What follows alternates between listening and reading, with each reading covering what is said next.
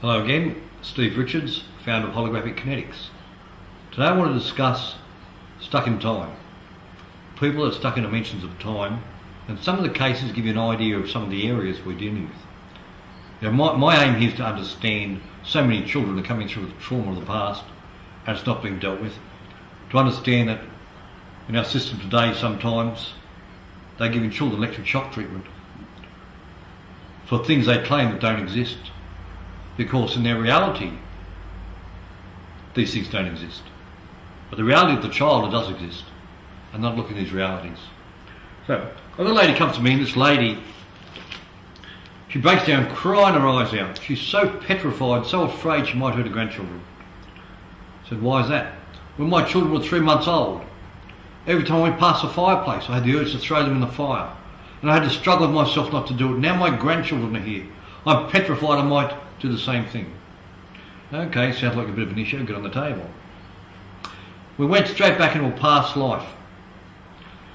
And they're burned to the stake. And what they've done is they've strapped a 3-month-old child to a chest. And all she can do is try to throw the child in the fire so it won't suffer painfully. Last moment of death was trying to throw the child in the fire so it won't suffer. That trauma has come through time. It's affected her all her life.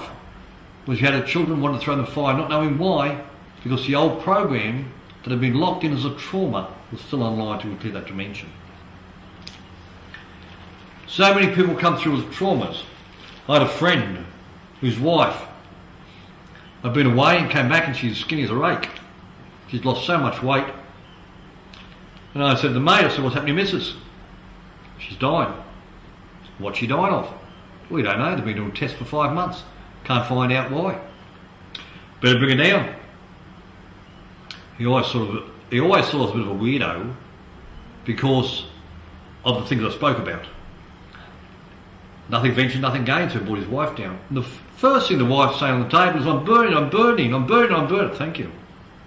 Okay there, Spirit, what's happened? She's back in a past life and they burned her to the stake at 50 years old. In this life she reached 50 years old, and what happened was the body says, you're dead, because it died at 50 in the past. It was the trigger. So what took place, she's going to death mode and she's dying, wasting away to nothing. We looked at that loop type, changed time, replaced it. For the next 2 weeks she had a flash in the eye and a pain in the side. I said, bring her back. Once we cleared this event back in time, it had now triggered off another lifetime. There's a guy on a horse coming out. The swords flashing in the sun, and as he ran it through it, instantly she relived the sword going through it, the pain instantly disappeared, the flash in the eyes stopped, and she's out jogging every day. That's how fast we can clear some dimensions. You know, we've got people that are stuck in time and neck problems. We go back and they're hung in the past, they're going back to hangings. We have people with psoriasis. Last memory of death was the skin just dripping off them. Until we change the dimension, the psoriasis clears. You know, we really have to understand who we are and what are we. You know, Aboriginal culture, 60,000 years was aware of other dimensions. You know, it used to have its own totem. Whereas in your community, if you had, just say the turtle was your totem, then when the spirit left, it entered the spirit of the turtle. And will watch over the community.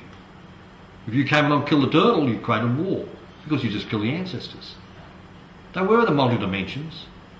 They're aware that we're in a vehicle, but we're a spirit in a vehicle moving through time. You know, people say to me, well, I'm talking about the spirit of a tree.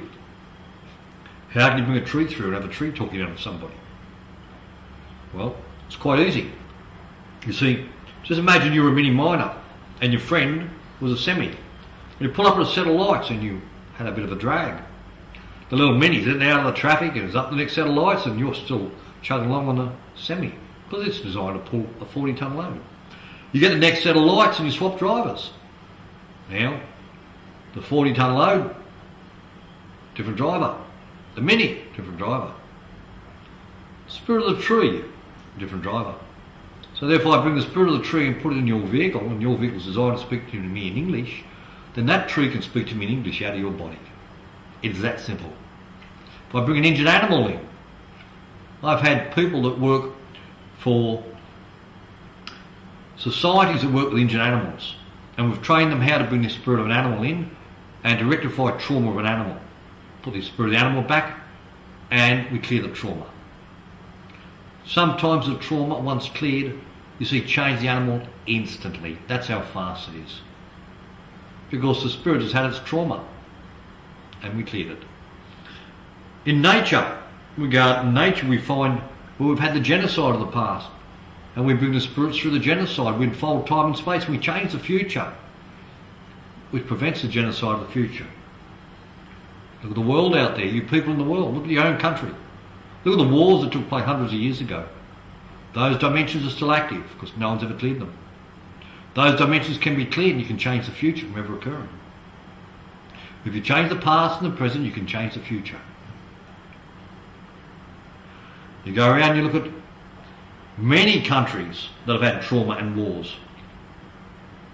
There's going to be, you walk into some of those countries, you will feel the wormholes to those dimensions still active. They can be changed.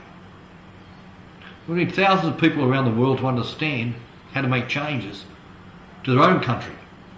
Make changes to genocide and what's taken place in the past. Make changes to the wars that have taken place in the past. If we ever want to evolve in the future cycle, then we have to understand the past. And in the present we have to change the past. For only by changing the past and the present will we ever be able to change our future. And if you want to better the future cycles that are coming, we have to start listening to the ancient knowledge of the past so we can change that future of the past. Let's go and have a look at some of the other incidents where, a woman who's been bleeding for 40 odd years. She comes to see me, she's thinking of having a hysterectomy. We're going to the cause and effects, in fact, my past life. What's happening? I'm double up in the field, thank you, what's happening? I'm having a miscarriage, thank you, what's happening? The farmer found me, he's on a stretcher, he's carrying me into town on a stretcher, thank you, what's happening? My mother's there, I'm so embarrassed, thank you, Spirit, and what happened? I bled to death, thank you. The trauma of that moment of time was still online. She'd been bleeding for 40 years because that dimension had been cleared. The moment we went back and looked at that moment of time, we changed that dimension, within 24 hours the bleeding had stopped. That's how fast, once you change the dimension, you can make change to the physical reality. First is the invisible and the visible. Look around you. Have a look around you right now, look around the room. Look at the table, look at the chairs. Look at the lights. Look at the furniture.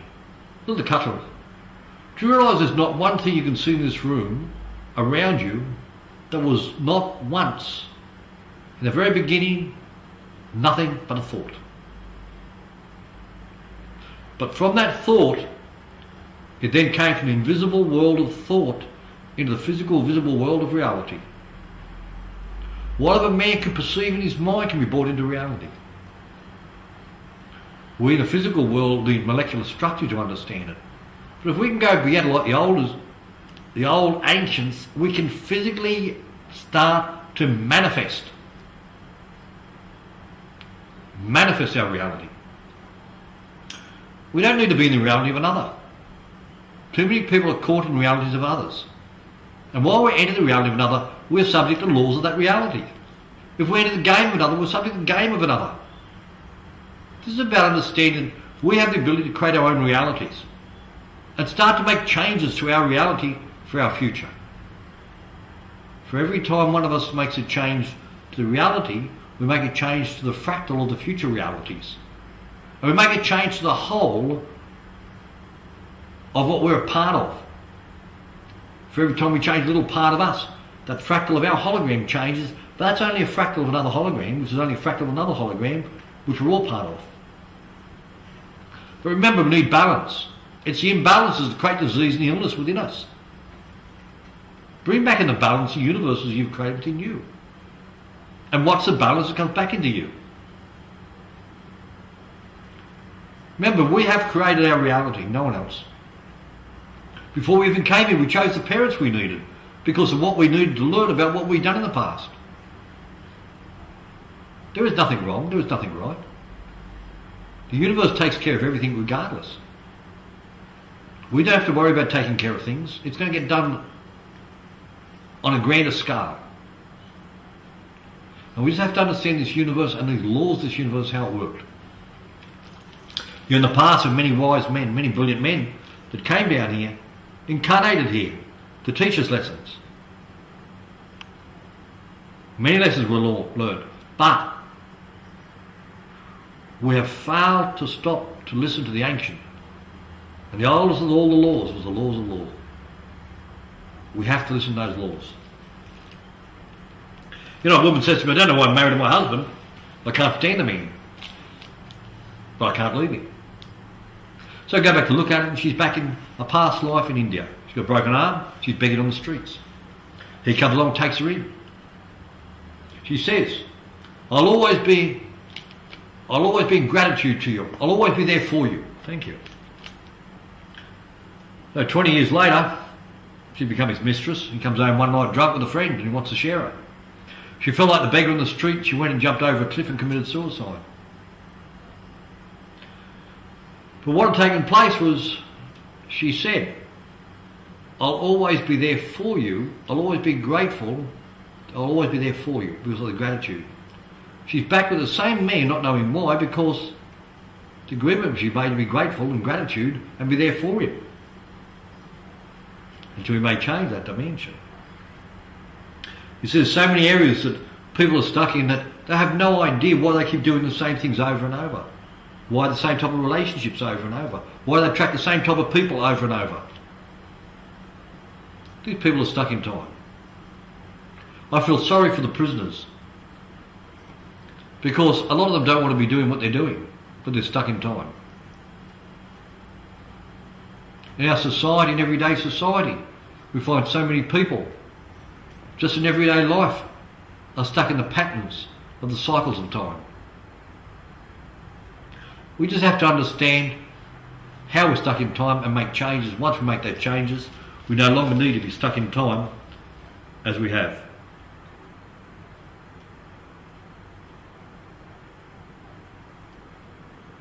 You know, a woman came to me and she said, look at this. Pulls the top down, she's been stabbed 14 times. And boy, well, what did you do to deserve that? Oh, I didn't do a thing, I was a victim. A little chuckle on myself. You think so? So I said to the lady, I said, you want to find out why you set this up? She said, yeah. I said, good, get on the table. Oh, there's spirit, can we send her back to the cause effect of why she set this up? I said, yes, thank you, go back. Next minute she's in past life, she's a 20-year-old male. Thank you. And what happened? I just stabbed a dirty, filthy prostitute to death, the dirty bitch. Thank you. Who told you to stab her? The church. Thank you. Spirit, step out of body. Spirit, recognise the person that you stabbed in the past. Got them there? Thank you. Spirit, come back in present day, step out of body. Recognise the person that stabbed you in present day. Oh my God, it's the same person. Thank you, Spirit. Have you learnt your lesson?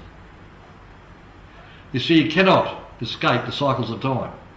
You know, I heard a lot of people in the past say Aborigines went to a lot of revenge killing.